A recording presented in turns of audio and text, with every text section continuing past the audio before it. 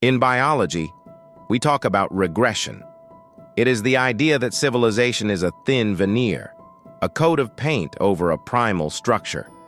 If you scratch the paint, the animal underneath is revealed. On November 10th, deep in the Bitterroot wilderness, I witnessed a total collapse of that structure. I was 18 miles from the nearest road. I was tracking a bull elk. Instead, I found a feeding frenzy. Through my thermal scope, I saw heat signatures that looked human. 2 arms, 2 legs. But their behavior was canine. They were eating the deer raw, tearing the muscle from the bone with their teeth. I watched them for 10 minutes. I recorded the data. I calculated the distance. I thought I was the observer. But then, one of them stopped eating. It stood up. It looked directly at my lens, and it screamed. That night, I learned that humans are not the only apex predators in these woods. And I learned that sometimes, the only thing that can save you from a monster is a bigger monster.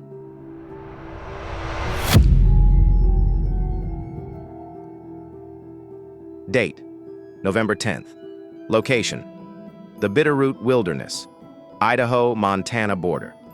Time, 0600 hours.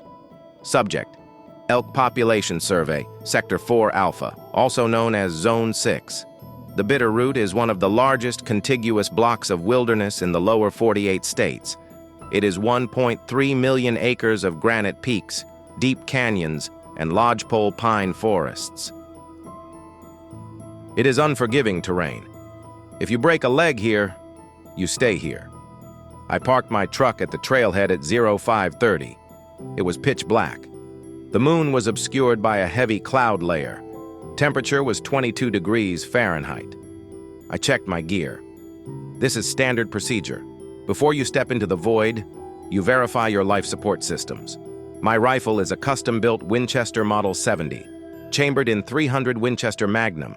It is a heavy round. 180-grain Nosler partition bullets. It is designed to stop an elk at 400 yards, or a grizzly bear at 40 feet. I checked the scope. A Leupold Mark V. Glass is clean, turrets are zeroed. I loaded the magazine. 3 rounds in the magazine, 1 in the chamber, safety on. I put on my pack, 45 pounds of survival gear, water, first aid, thermal monocular, satellite phone. I locked the truck, I turned on my headlamp, and I walked into the dark. My objective was a drainage basin called Hell's Half Acre. It is a remote valley, 12 miles from the nearest road. Game cameras in the lower sectors had shown a decline in the elk herds. The biologists in Boise wanted to know why. Was it wolves? Was it winter kill? Was it poaching? My job was to hike in, count the herds, and hike out. A simple reconnaissance mission. The first 4 miles were uneventful. I gained 2,000 feet of elevation. The sun came up at 0715. It was a cold, gray dawn. The light hit the granite peaks and turned them pink. But as I crossed the ridgeline into Zone 6, something changed. It wasn't a visual change. The trees looked the same. The rocks looked the same. It was an auditory change. The forest went quiet, usually at dawn. The woods are noisy. Red squirrels chatter. Clark's nutcrackers scream from the treetops. Pine martens scurry in the brush. But here, silence. Absolute, dead silence. I stopped walking. I took off my beanie cap to hear better. Nothing. No wind in the trees. No bird calls. It felt like entering a room where an argument had just ended. The tension was palpable. In the tracking community, we call this the void. It usually means a predator is nearby. A mountain lion moving through the area will silence the birds. A pack of wolves will silence the deer. But this silence felt heavier, broader. It covered the entire valley. I checked the wind. It was blowing in my face. Good. Whatever was down there couldn't smell me. I continued the descent. I moved slower now. I stopped every 50 yards to scan with my binoculars, 10 by 42 magnification. I looked for movement. I looked for the horizontal line of an elk's back against the vertical lines of the trees. At 1000 hours, I found the first sign. Tracks. It was a single set of elk tracks, a large bull, probably 6 or 7 years old. But the tracks were wrong. The hooves were splayed wide.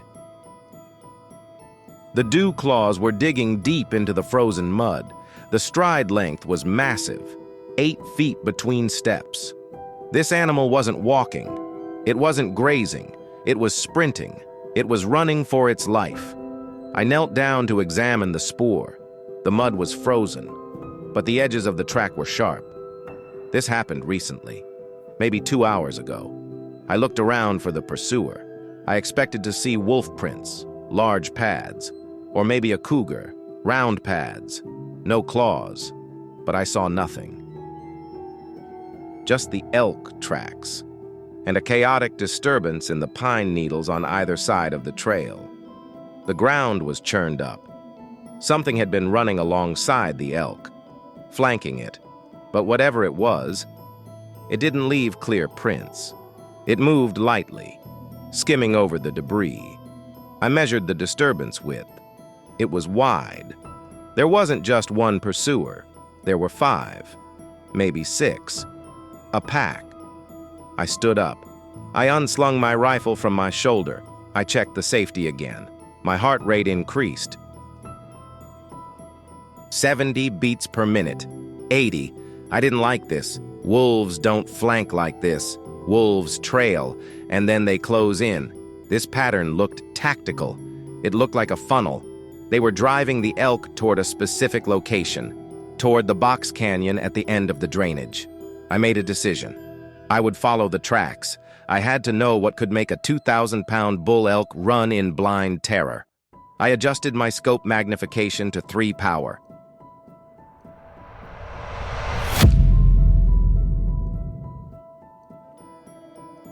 I kept my finger outside the trigger guard, and I began to hunt the hunters. Time, 3:30 hours. Location, the north slope of Hell's Half Acre. Elevation, 6,200 feet. The blood trail began at mile marker 6. It was not a subtle trail. It was arterial spray, bright red, oxygenated, high velocity. The elk had been hit while running. Whatever struck it had severed the carotid artery or the jugular vein on the right side. I followed the crimson dots on the gray granite for 300 yards. The tracks became erratic.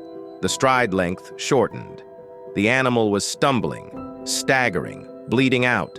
At 3:45, I found the kill site. It was a small clearing surrounded by dense lodgepole pine. The smell hit me first. It wasn't just the metallic tang of iron. That is standard for a kill.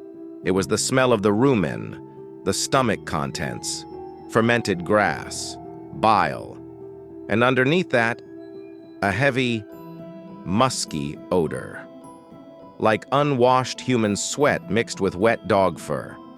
I raised my rifle. I scanned the perimeter. 360 degrees, nothing moving. The birds were still silent. I approached the carcass. It was a mature bull elk, 7 points on one side, 6 on the other. Estimated weight, 700 pounds. It was lying on its side. I knelt down. I placed my hand on the flank. It was hot. I pulled out my field thermometer. I inserted the probe into the liver. 101 degrees Fahrenheit. This animal died less than 20 minutes ago. The killers were close. I began the forensic assessment. I looked at the neck. Usually, a mountain lion kills by crushing the windpipe. You find puncture marks from the canines, 2 inches apart, and massive bruising. A wolf pack kills by tearing at the hamstrings and the flanks, slowing the animal down until they can gut it. This was different. The throat had been ripped out. Not bitten. Ripped. But the edges of the wound were ragged. There were no clean puncture marks. I looked closer. I used my gloved finger to spread the fur around the wound. I saw teeth marks on the exposed vertebrae. They were not conical. Carnivores have conical teeth, points. These marks were flat, rectangular, incisors. I froze. I measured the bite radius. 6 centimeters. That is the dental arch of a hominid, a primate, a human. But the bite force required to shear through an elk's hide, to tear muscle from bone, is in excess of 500 pounds per square inch. A human jaw generates 150 pounds, unless the jaw is modified, or the inhibitor reflexes are removed. I moved to the hindquarters. The femur bone was exposed. It had been snapped, not cut with a saw, not chopped with an axe. Snapped, by blunt force or leverage. The marrow had been sucked out. This was not a hunt for trophies. The antlers were untouched. This was a hunt for calories, pure fuel. I stood up. My hands were shaking, just a tremor. I wiped my gloves on the grass. I looked at the ground around the carcass. It was a muddy mess, but amidst the churned earth, I found a single clear print. It was a foot, a bare foot, human, 5 toes, an arch, a heel. But the skin was callous, thick like leather. The toes were splayed wide for grip. Length, 11 inches, roughly a size 10 men's shoe. But the depth of the impression suggested a weight of over 200 pounds. This was a bipedal predator. Heavy, strong, and there were at least 4 distinct sets of prints. A pack. I checked the wind again. It had shifted. It was now blowing against the back of my neck. I turned around slowly. My scope swept the tree line. At 300 yards, in the deep shadow of the pines, I saw a flash of white. Not fur, not snow. Skin, pale, hairless skin. It was there for a fraction of a second. Then it vanished behind a tree. They weren't gone. They were watching me examine their dinner. I realized then that I had made a tactical error. I had walked into the center of the kill zone, and I was standing over the bait.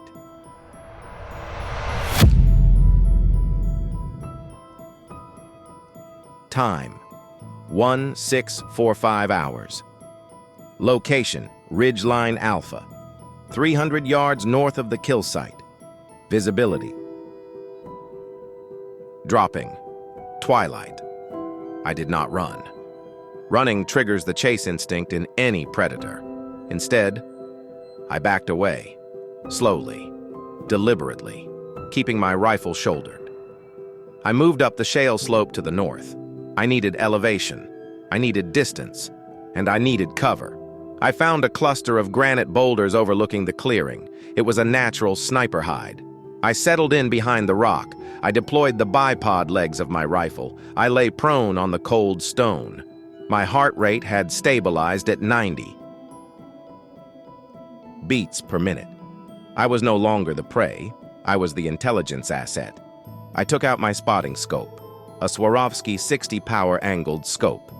I focused it on the carcass down in the clearing. The light was fading fast. The _4_ contrast was low. I switched to the thermal monocular, a Pulsar Helion 2. I held it to my left eye. The world turned into a grayscale image. Cold objects were black, hot objects were white. The elk carcass was a glowing white shape in the center of the dark. Forest. I waited. 10 minutes, 20 minutes. The temperature dropped to 18 degrees. My breath formed small clouds of steam. And then, at 17:15 hours, the heat signatures appeared. They didn't walk out of the trees. They crawled. 3 white shapes emerged from the tree line at the 3 o'clock position. They moved low to the ground, using the brush for cover. Their movement was fluid, not like a man crawling on hands and knees, more like a lizard or a spider. Shoulders rolled, hips splayed. They closed the distance to the carcass in seconds. I switched back to the optical scope to get visual confirmation. There was just enough light left to see them. 3 subjects. Bipedal hominids. Male. Estimated height: 5 feet 10 inches to 6 feet 2 inches. Weight: 160 pounds. Lean. Wire-thin muscle. They were naked, but their skin was not white. It was caked in a thick layer of mud and grease. Gray and brown camouflage. It masked their scent. It insulated them against the cold. Hair was long, matted, dreadlocked with sap and pine needles. They circled the elk. They sniffed the air. They were checking for me. But I was 300 yards away and upwind. One of them, the largest of the 3, let out a low whistle. Who-wit.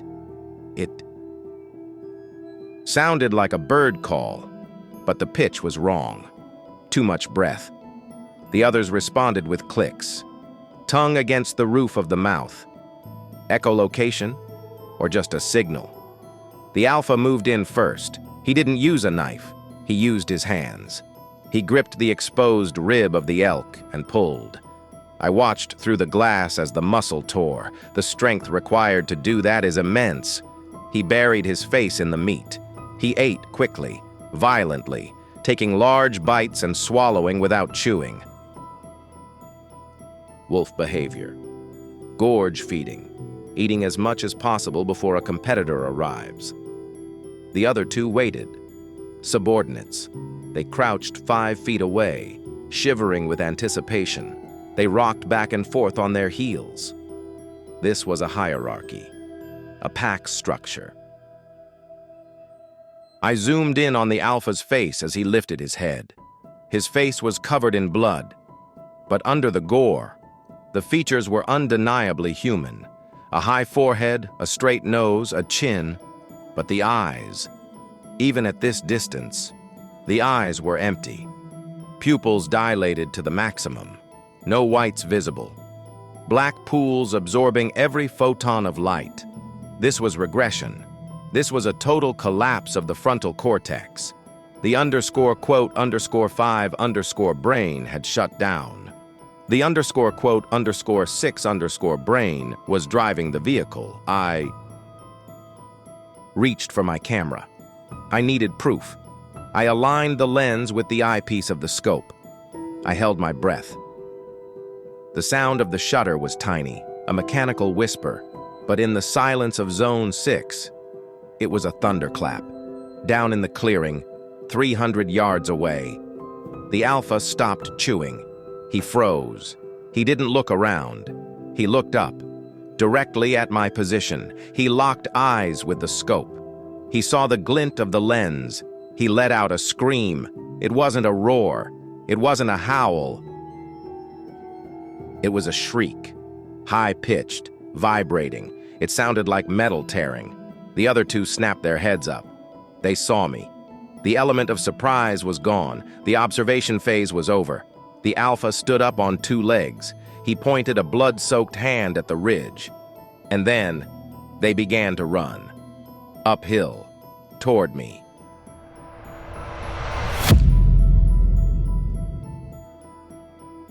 Time, 1900 hours. Location, Ridgeline Alpha. Defensive position. Status, compromised. Speed is a function of terrain and fitness. An elite human athlete can run a 4-minute mile on a track. On a 40-degree slope covered in loose shale, a human should be crawling. But the subjects were not crawling. They were sprinting. I watched through the scope as the distance closed. 300 yards, 250 yards. They moved with a terrifying fluidity. They didn't fight the gravity. They used it. They bounded from rock to rock, arms swinging low for balance. It was parkour, but primal. At 200 yards, they split up. Standard flanking maneuver. The alpha continued straight up the center, a direct line to my position. The 2 subordinates broke left and right. They vanished into the tree line on either side of the ridge. They were setting a perimeter. They were boxing me in. I dropped the camera. I pulled the bolt of my rifle back, chambered around. I sat up. Prone position was no longer viable. I need mobility. I scanned the slope. The Alpha had disappeared behind a fold in the terrain. The flanking units were gone. Silence returned to the ridge, but it was a different silence. It was kinetic. I checked my watch. Heart rate. Heart. 120 beats per minute. Adrenaline was dumping into my system. Tunnel vision was setting in. I forced myself to breathe. Inhale. Exhale. Quote 7, I whispered. Quote 8. I raised the rifle. I kept both eyes open. To my left, a sound. Crack. A rock hitting a rock. I swung the rifle barrel 45 degrees. Nothing. Just shadows. To my right, a whistle. Who whit? I swung back. Nothing. They were toying with me. They were testing my reaction time. They were measuring my fear. This is how wolves hunt. They exhaust the prey psychologically before they commit to the physical attack. I realized then that I was outgunned. I had a rifle that could kill at a mile, but at 20 yards in the dark, against 3 moving targets, a bolt-action rifle is a slow stick. I needed a semi-automatic. I needed a shotgun. I didn't have them. I had 3 rounds in the magazine, 1 in the chamber. Total, 4 shots, 3 targets. I could not afford to miss. The wind picked up. It carried a scent to me. Not the smell of the elk, the smell of the pack. Rancid fat, sweat, dirt. They were close. Inside the red zone, less than 50 feet. I stood up. I put my back against the large granite boulder. I wanted to protect my 6 o'clock. I held the rifle at the low ready position. Quote 10, I said. My voice cracked. It sounded small in the vastness of the wilderness. From the darkness, a voice answered. It wasn't a word. It was a mimicry. Come on! It was my own voice, distorted, gravelly, like it was being played back through a broken speaker. My blood ran cold. Parrots mimic, ravens mimic, humans possess language. But this thing, it didn't understand the words. It just repeated the sound. It was mocking me. Then, movement, directly in front, 10 yards. A figure rose up from the scree. It was the Alpha. He was huge. Up close, the biology was even more disturbing. His chest was broad, barrel-chested, adapted for high-altitude breathing. His arms were long. Past his knees, his fingernails were thick, yellow claws. He stood there, open, exposed. He wasn't afraid of the rifle. He didn't know what a rifle was. Or maybe he knew I wouldn't shoot until it was too late. He bared his teeth. They were stained red with elk blood. He let out a hiss. Hiss! To my left, gravel crunched. To my right, a twig snapped. The trap snapped shut. They were here. 3 points of contact. I raised the rifle.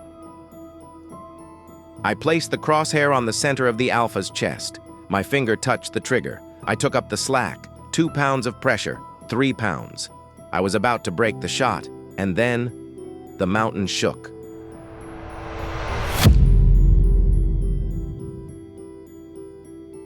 Time, 1905 hours. Subject, Ursus arctos horribilis, the grizzly bear. Status, angry. The sound that stopped my trigger finger was not a geological event. It was biological. It was a roar, but not the Hollywood roar. A real grizzly roar is a resonant frequency.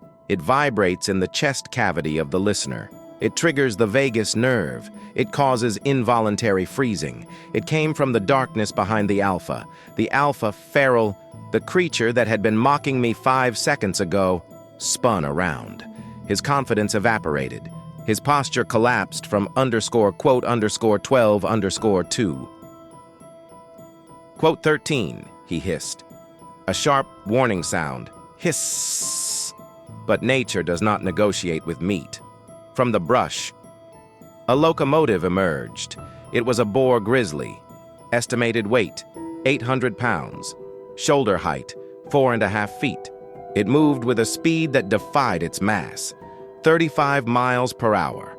It didn't care about me. It didn't care about the rifle. It was following the scent of the elk blood that was smeared all over the alpha's chest.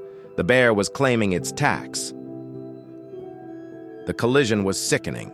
The bear hit the alpha like a freight train hitting a deer. The impact lifted the feral human off the ground. He flew back 10 feet. He hit a pine tree. Crack. The sound of ribs breaking was audible over the wind. The alpha slid down the bark. He tried to stand, but the bear was already on him. The speed of a grizzly strike is measured in milliseconds. The paw came down. 5 claws, 3 inches long, keratin harder than steel. It swiped across the alpha's chest. It wasn't a cut. It was a demolition. The feral human screamed. It was a human scream. A scream of pain, a scream of realization. The monster was being eaten by the beast. The 2 subordinates broke cover. They shrieked. They threw stones. They clicked their tongues. They tried to confuse the bear. Pack tactics. But you cannot confuse 800 pounds of instinct. The bear ignored them. It bit down on the alpha's shoulder. Crunch. The alpha went limp. Shock. Massive trauma.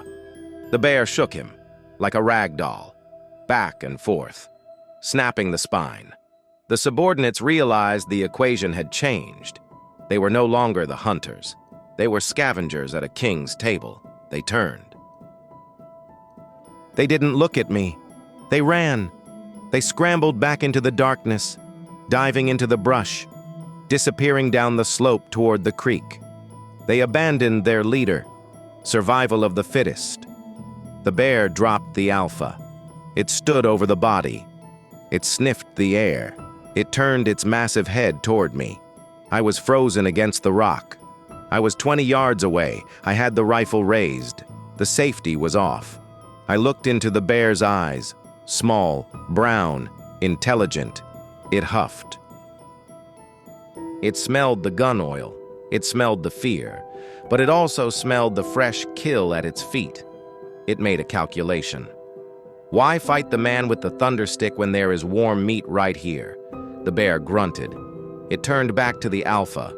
It placed a massive paw on the body, claiming it. It began to feed. I didn't breathe. I didn't blink. I slowly, millimeter by millimeter, lowered the rifle. I stepped back. 1 step, 2 steps. The bear didn't look up. It was busy. The sounds of feeding filled the night air. Wet, heavy, brutal. I backed into the shadows of the ridge line. I kept backing up until I couldn't hear the crunching anymore. And then, I turned and walked away. I left them to it. The old gods fighting the new mutants.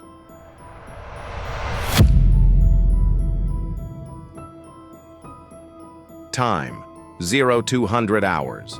Location, Trailhead, Forest Service Road 604. Status, exfiltration complete. The walkback was a blur of paranoia. Every shadow looked like a crouching man. Every branch snapping sounded like a bone breaking. I kept the rifle shouldered for the first 3 miles. My arms burned with lactic acid. My shoulders ached under the weight of the pack. But I didn't stop. I didn't turn on my white light. I kept the red lens on. Low visibility. I didn't want to be a beacon.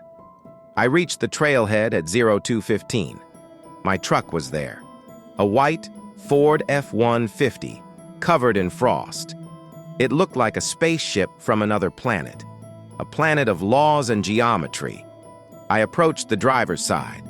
I scanned the perimeter one last time. Nothing, just the wind in the pines. I unlocked the door. Chirp, chirp. I threw my pack into the bed. I placed the rifle in the passenger seat. Muzzle down, action open. I climbed in. I locked the doors. I sat there in the silence of the cab. My hands were shaking uncontrollably. It wasn't fear. It was the crash. The adrenaline dump was over. My cortisol levels were flatlining. I put the key in the ignition. I turned it. The diesel engine roared to life. The heater kicked on. I leaned my head back against the headrest. I closed my eyes. I could still hear the sound of the bear feeding. Crunch, snap, tear. It was the sound of order being restored. The feral humans, the quote, 16. They thought they were the apex predators. They thought they had transcended the laws of the forest because they had thumbs and tactics. But they forgot the first rule of nature: mass wins. The bear didn't care about their hierarchy. It didn't care about their mimicry. It just saw calories. I opened my eyes. I reached for the camera on the passenger seat. I turned it on. The screen glowed blue. I pressed the playback button. Quote 17. There it was. The photo I took through the scope. It was grainy, high ISO noise, but the subject was clear. The alpha, crouching over the elk, mouth open in a scream, eyes black, empty. I zoomed in on the face. It was a human face. I recognized the features. There was a missing person. Poster at the ranger station last year. A hiker from Seattle, missing for 18 months. Quote, 18. He wasn't dead. He was something else, something worse. I looked at the SD card slot. I could take this to the sheriff. I could take this to the fish and game department. I could show them the photo. I could lead them to the kill site. And what would happen? They would send a team. They would find the bear tracks. They would find the elk bones. They might find human remains inside the bear scat in 3 days. But the rest of the pack? The two subordinates? They are gone, deep in the wilderness. If I report this, I start a circus. Helicopters, news crews, weekend warriors with AR-15s looking for Bigfoot. They would trample the evidence. They would create chaos. And the pack would just move deeper, into Zone 7, into Zone 8. Adapt. Overcome. I looked at the delete button. I held my thumb over it. This isn't a crime scene. It is an ecosystem, and the ecosystem just corrected itself. The bear is the sheriff here. I pressed the button. Delete file? Yes/no. I selected yes. File deleted. The screen went black. I put the camera away. I put the truck in gear. I drove down the mountain road. I left Zone 6 to the darkness. But as I drove, I checked the rearview mirror. Just once, to make sure nothing was running behind the truck. Because now I know. The line between man and animal is not a wall. It is a slope, and it is slippery.